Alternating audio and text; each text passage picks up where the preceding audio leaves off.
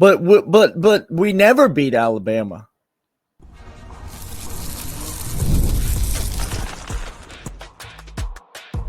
You are Locked On Bulldogs, your daily podcast on the Georgia Bulldogs. Part of the Locked On Podcast Network, your team every day.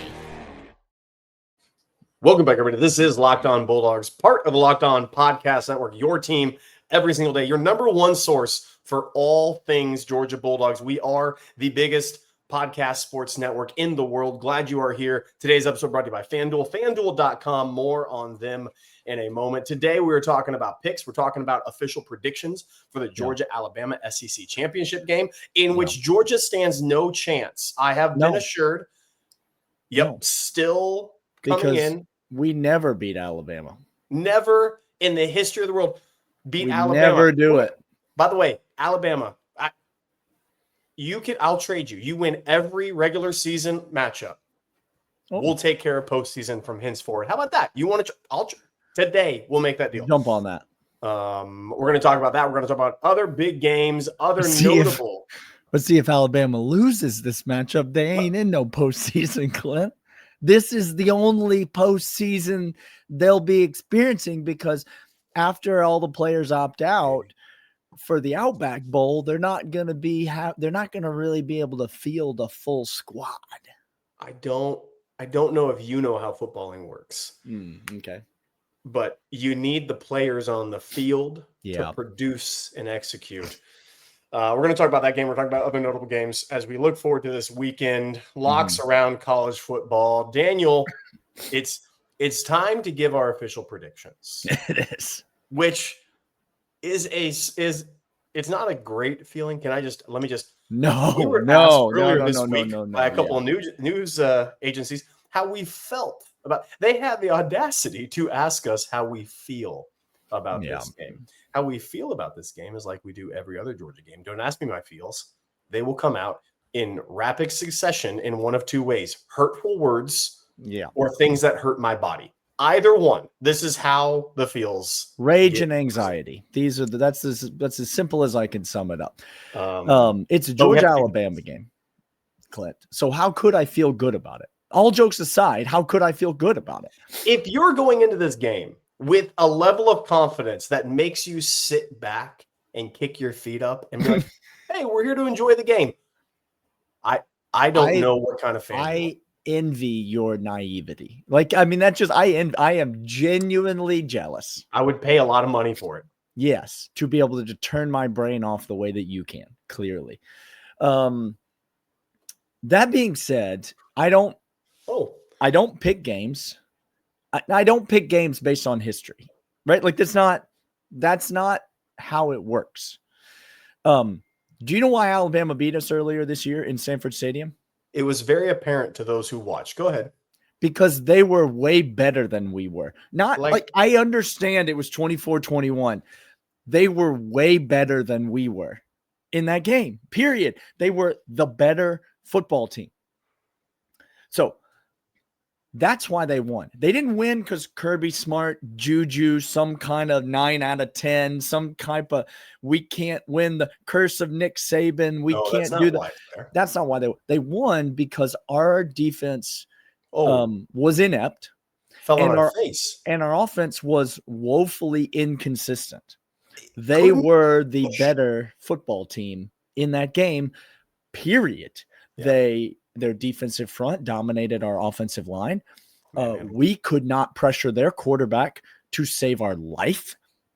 We got exploited over the top in the secondary for big plays, including some big plays that didn't even hit, some drops that could have gone for more. Yes, Georgia had a chance late to win that game. Yes, Georgia fought back valiantly and showed a ton of resiliency. But Alabama won the game, make no mistake, because they were the better team. It's not particularly close. If you look at the game, you look at what took place in every single aspect, even from the standpoint of the first. You can even go first half if you want. I don't really care.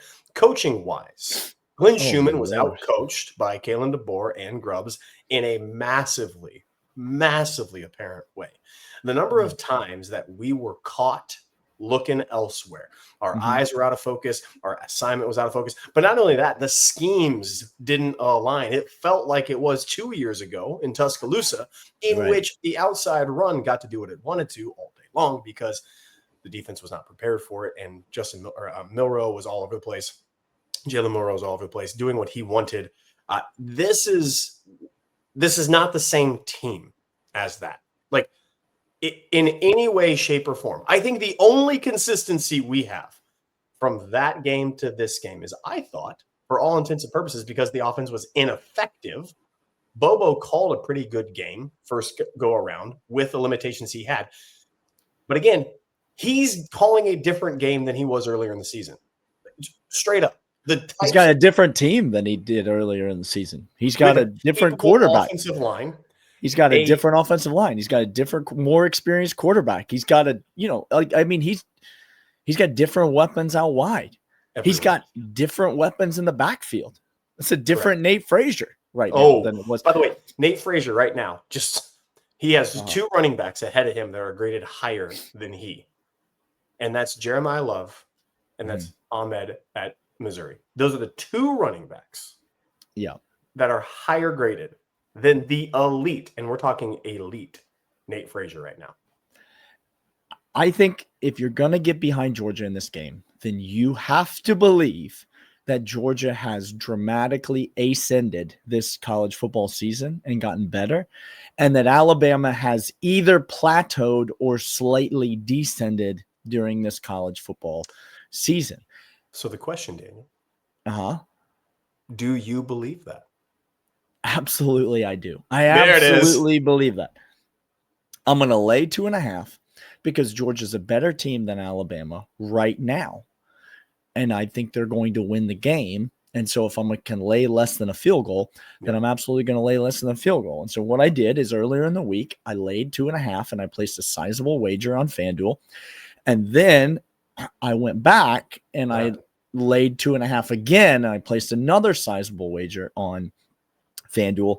I cannot touch the total in this game, Clint. I don't know if you have a thought on the total, but I cannot touch the total because I can see this game being 14-10. And I can also see this game being 31-21. Like I can see this game being 35-28.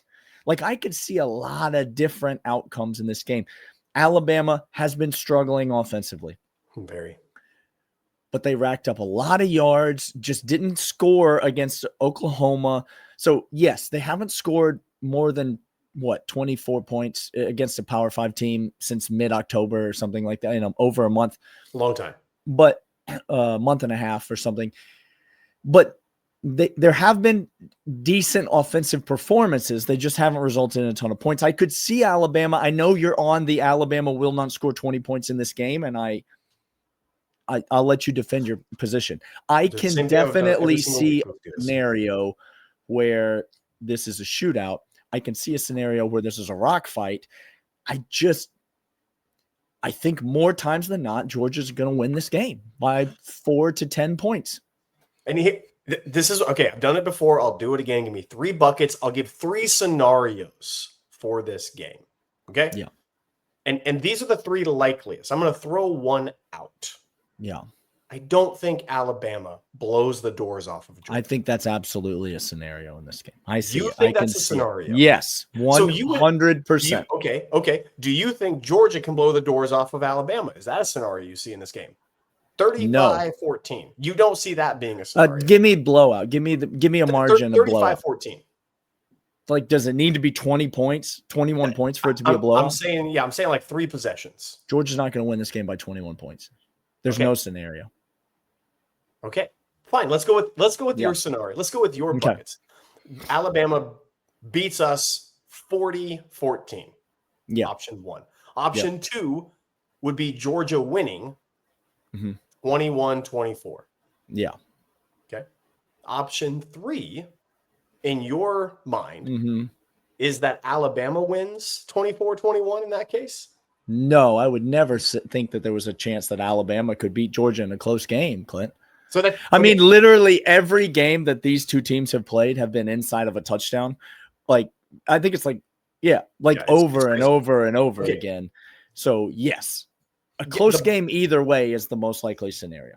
The bucket that I'm putting in those three scenarios, the percentage I am giving that Georgia wins 24-21, 21-20, which is what I predict will be the case. That bucket gets 60% of my vote. The Alabama blows the doors off of Georgia. This is gonna sound really, really bizarre. Really, really bizarre. Gets like a 26% of the time.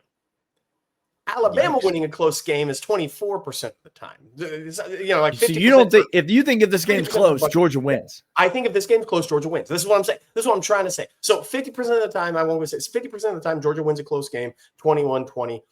26% of the time, Alabama blows the brakes off, and 24.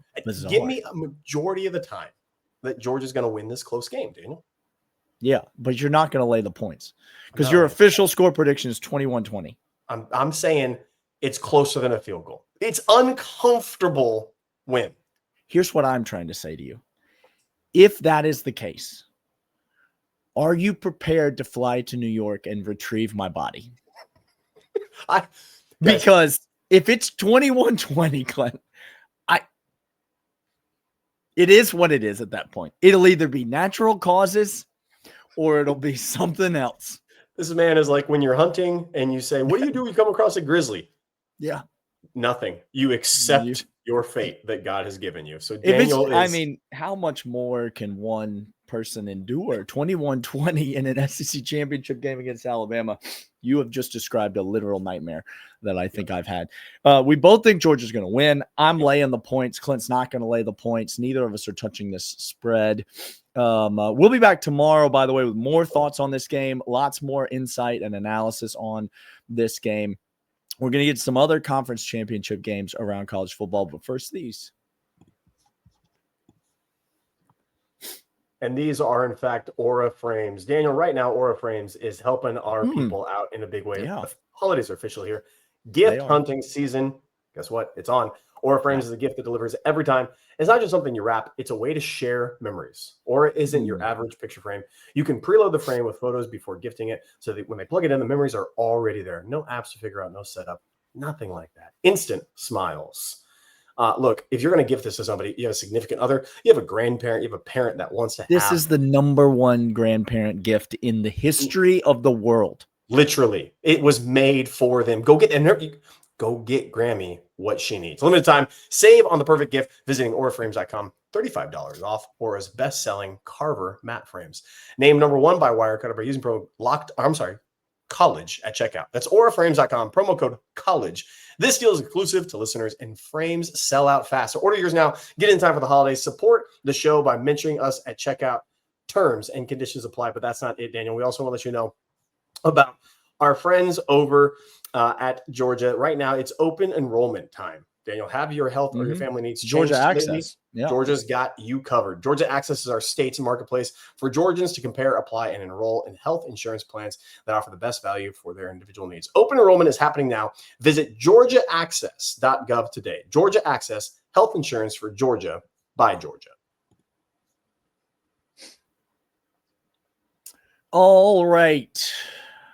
Do you feel the tension lift when we talk about other games that aren't the Georgia-Alabama game? Clint,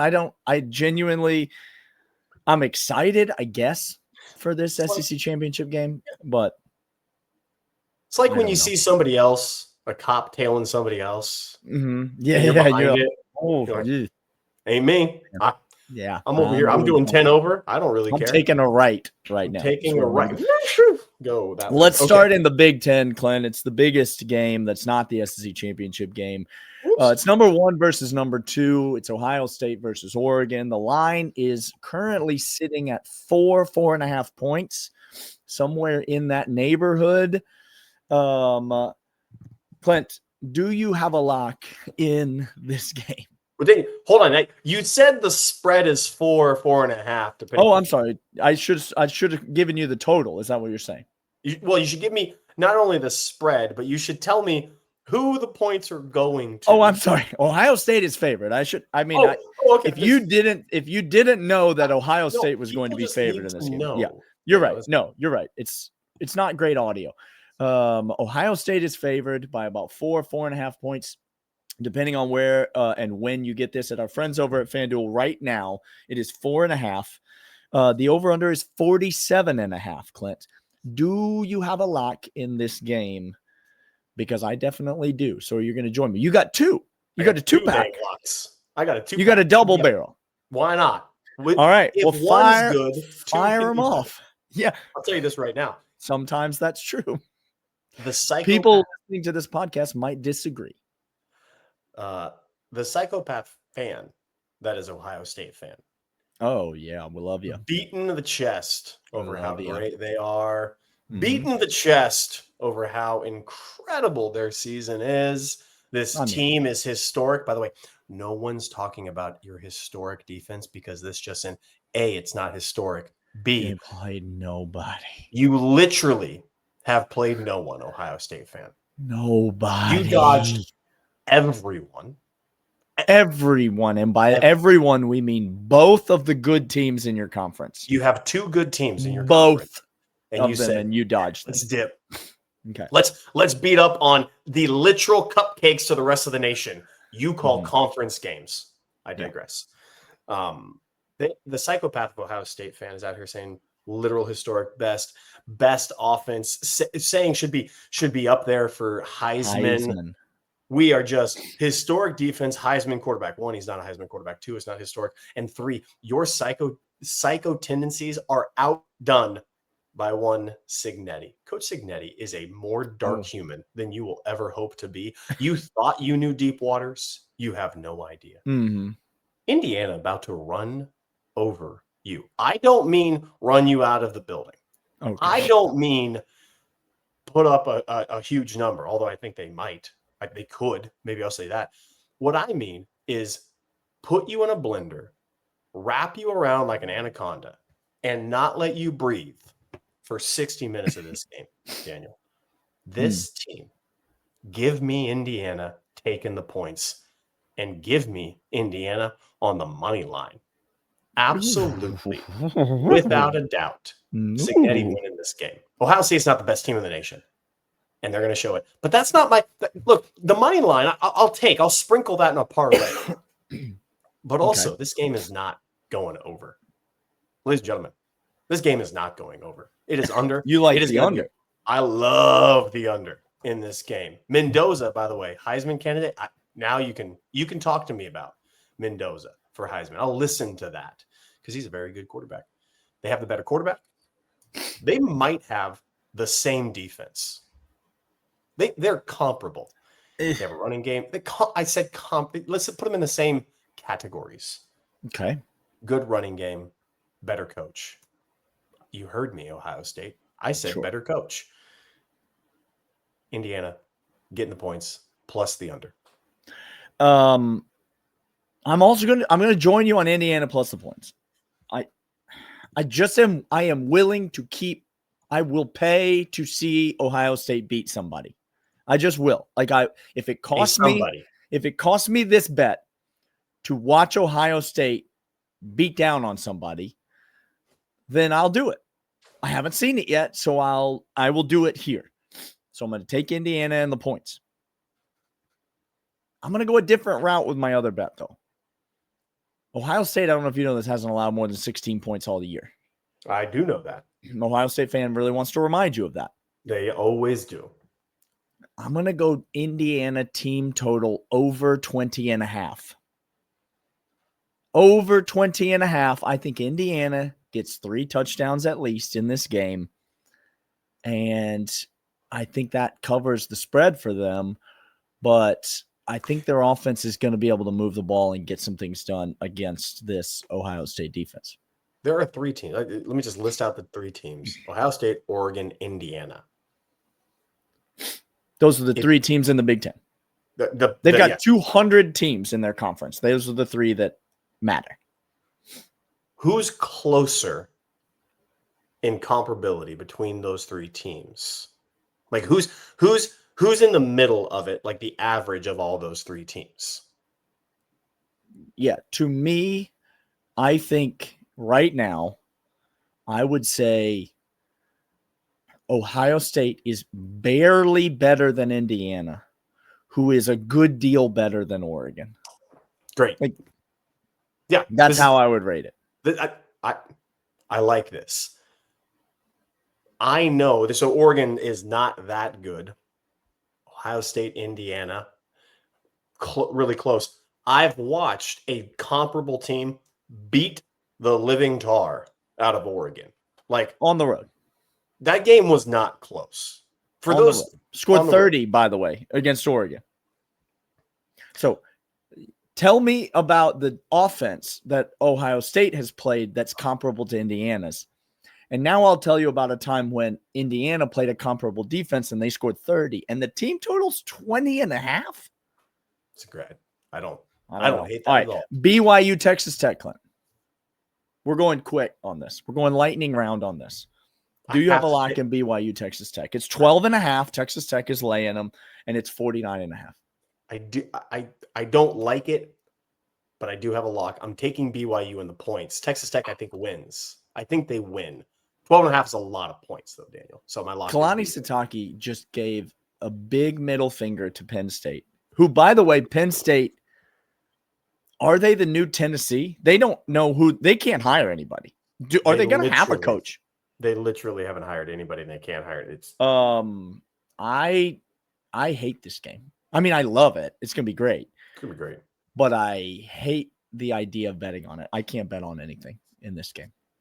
Okay. I might lean towards you, BYU, on the points, but that's a lot of points in the championship. I can't bet anything. We got a few more. We're gonna get to the rest of the conference championship games all around college football, but first these. These are, in fact, FanDuel. FanDuel.com.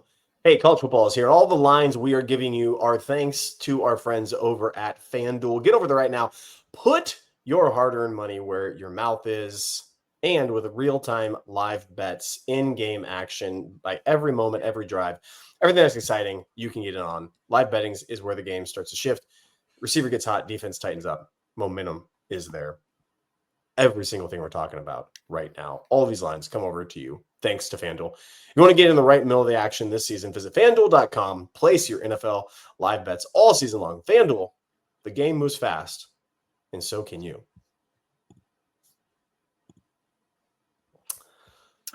You're not touching the BYU Texas Tech, which, by the way, Texas Tech, again, we've talked about this before. Texas Tech is a dang good team this year. Did somebody pick them to win their conference before the season? They probably did. Okay, I don't know. Sure. I will be pulling for BYU. I will say hard to say. Let's go Daniel. ACC champ.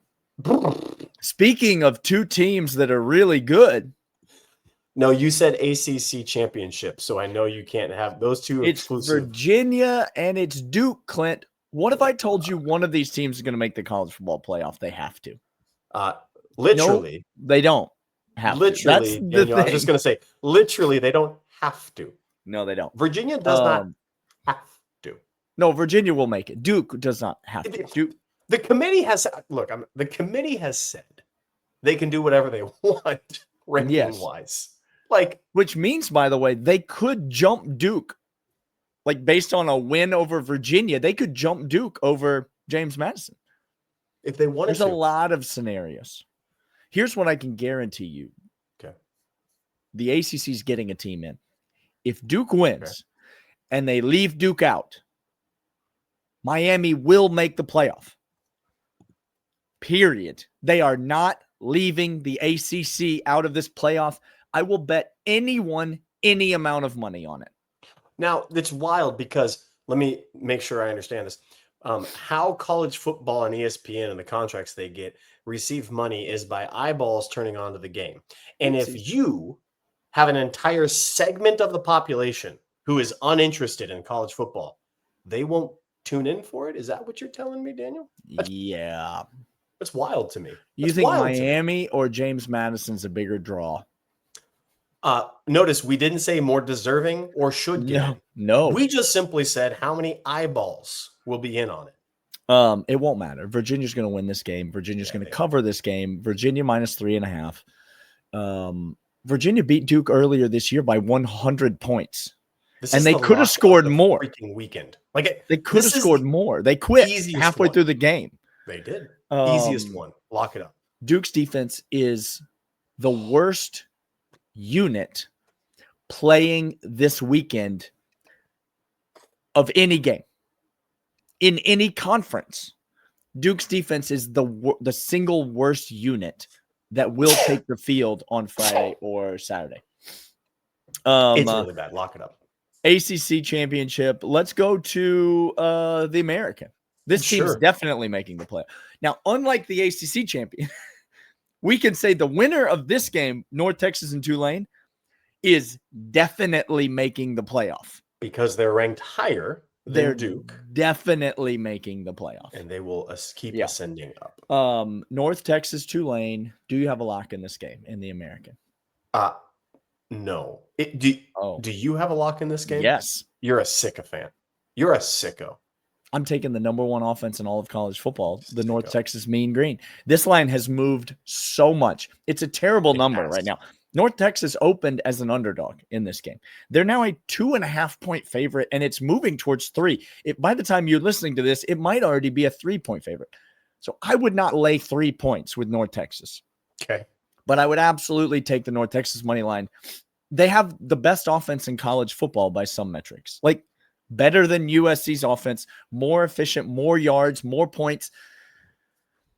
North Texas just moves the freaking ball. Both of these coaches have already been hired to other jobs. So it's who knows who's more distracted or who's spent more time game planning. But you got to think both of these coaches are heavily invested, knowing that a win means you're in the college football playoff, which is a massive thing for your fan bases. I can promise you this.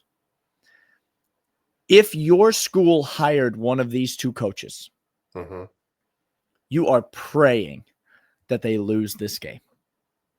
You do not want that coach to then have to spend 2 more weeks working at a different job, prepping for a college football playoff game.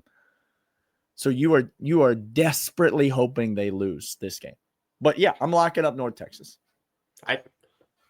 You're too much for me, Daniel. I can't touch. The American is not something that I want to venture into. You got any other locks? You're going to go Mountain West? You're going to give it a Dan Mullen lock? By the way. Dan Mullen versus Boise? If I had a lean in that game, Dan Mullen is looking 2 years from now. Dan Mullen will have a top 7 head coaching position in the country. Nope. Yes, he will. Nope. But he'll have a better job than UNLV. That's for sure. Yeah, it'll be top 7 in the nation. So like comparable to Vanderbilt, top 7 in the nation. Give me UNLV plus the points. I don't care. I'm lock it up. Yeah, that's where I would lean as well, but that's not a lock for me, Daniel. Speaking coaching news, by the way, Buster Faulkner no longer at Georgia Tech, being hired by Florida as their OC. I don't hate it for Florida. I don't hate it for Georgia either. Thank you.